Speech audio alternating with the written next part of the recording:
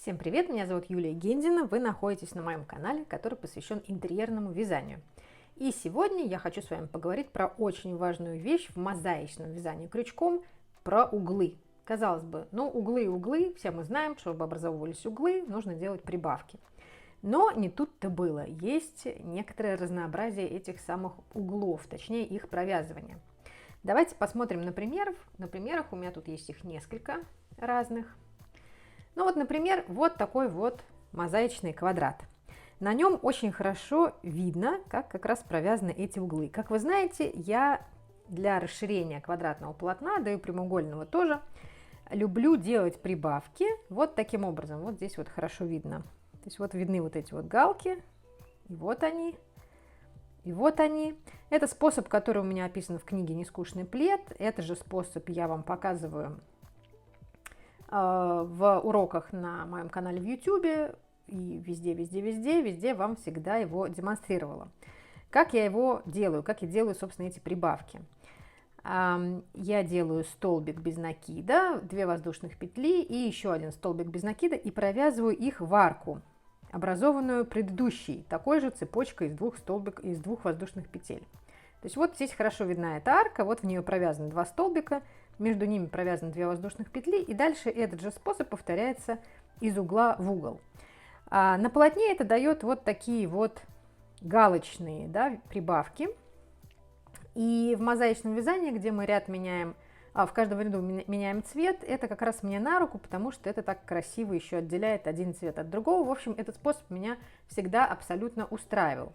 Кроме того, этот способ позволяет мне соединять каждый ряд не по центру стороны квадрата, а в его углу. Давайте посмотрим на обратную сторону, и я вам это покажу.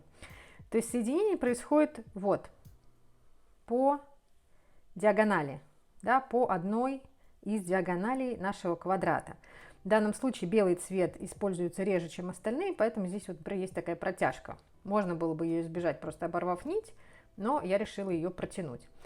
Такой способ соединения мне нравится чем? Во-первых, если я, например, использую этот квадрат как подушку, если бы он был у меня больше, то мне было бы в целом все равно, где я буду соединять, потому что эта внутренняя сторона ушла бы в невидимую зону, никто бы никогда не заметил, где у меня там этот шов. Но если я использую мозаичный квадрат как плед, то есть большой квадратный плед, или как ковер, например, то мне все-таки всегда было важно делать этот шов здесь, а не вот здесь, потому что раздражало меня, честно говоря, своим вот этим видом. Как бы незаметно я не пыталась делать это соединение. Такой способ, повторю, провязывания углов как раз мне позволял делать соединение в углу. Очень удобно. Опять же, если вы не знаете пока еще, о чем я говорю, то посмотрите мой урок по мозаике, посвященный центровой мозаике, как раз провязыванию квадратов. Но иногда нам хочется, чтобы вот здесь в углах были более четкие линии. Давайте посмотрим на 2 других примерах. Вот у меня есть 2 абсолютно одинаковых квадрата, если не считать цвета. Я эти квадраты вам показывала на моем канале в Телеграме и просила вас рассказать, чем же они отличаются. Схема одна и та же, рисунок один и тот же, но есть небольшое отличие. Спасибо большое всем, кто отвечал на мой вопрос в Телеграме. И во ВКонтакте тоже. Те, кто предполагал, что по-разному связана середина, были правы. Те, кто говорил, что я вязала в одном случае 4, вот эту середину из 4 столбиков, а в другом случае из 8, нет. Вам так показалось просто потому, что я углы провязывала по-другому. То есть количество петель, что здесь, изначально было одинаковое. То есть я в волшебное кольцо провязала 4 столбика, разделенные 2 воздушными петлями, что здесь абсолютно так же. Но в случае с серым квадратом я не провязывала в арку столбик, 2 воздушных столбик, а провязывала эти столбики за дальнюю стенку этих воздушных петель. Таким образом удалось сделать более очерченными вот эти линии угловые, и, соответственно, фигуры имеют более четкую структуру по углам. Это привело, это у вас не оптическая иллюзия, а действительно к тому, что вот этот центральный элемент чуть повернут у меня. Такое бывает, в данном случае это произошло в том числе и потому, что мало столбиков с накидом здесь. То есть слишком большая серединка, провязанная просто обычными столбиками без накида. А здесь, как вы видите, такой проблемы нет. Здесь углы провязаны по-другому, поэтому, собственно, полотно прямо лежит, никуда не поворачивается. Вот вы можете наглядно видеть, да, вот здесь по всему квадрату провязаны эти углы за дальние стенки воздушных петель. Здесь, как я раньше, провязывала под арку. Сам рисунок, какие-то его элементы в одном образце лучше получились, да, например, вот эти вот боковые, какие-то элементы в другом образце лучше получились. Очень еще все зависит от вашей манеры вязания, поэтому я вам рекомендую попробовать просто и тот способ и решить, что вам больше нравится. С какой сложностью я столкнулась?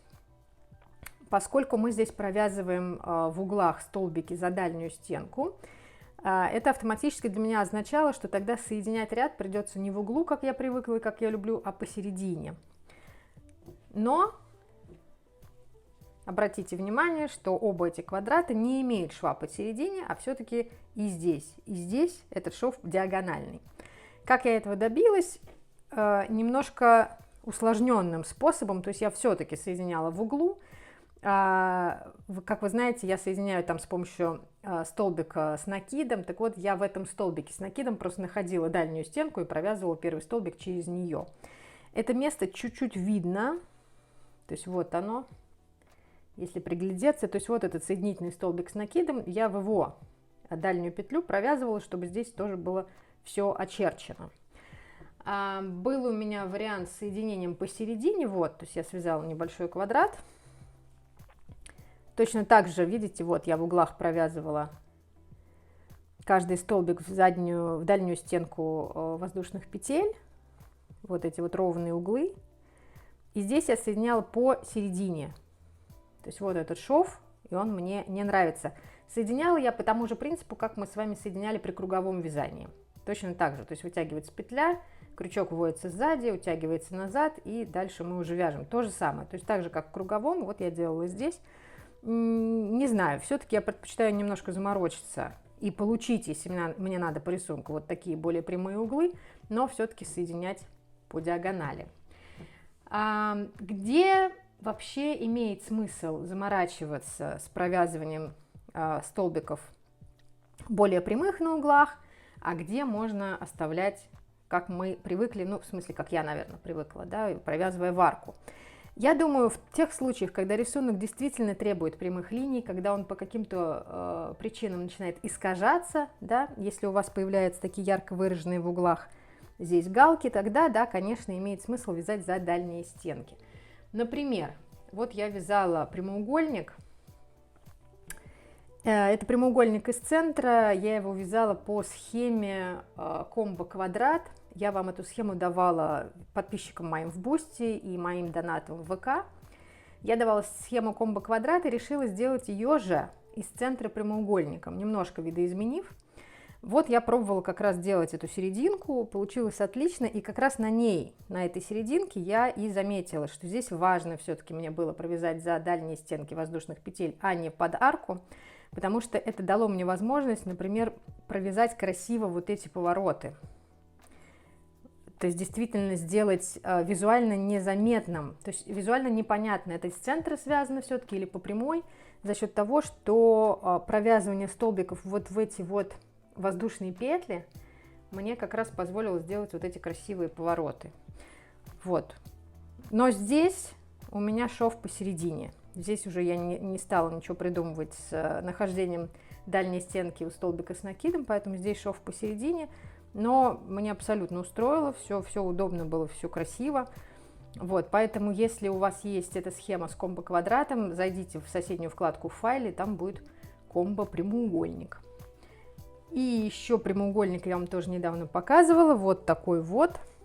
Тоже я здесь соединяла по центру.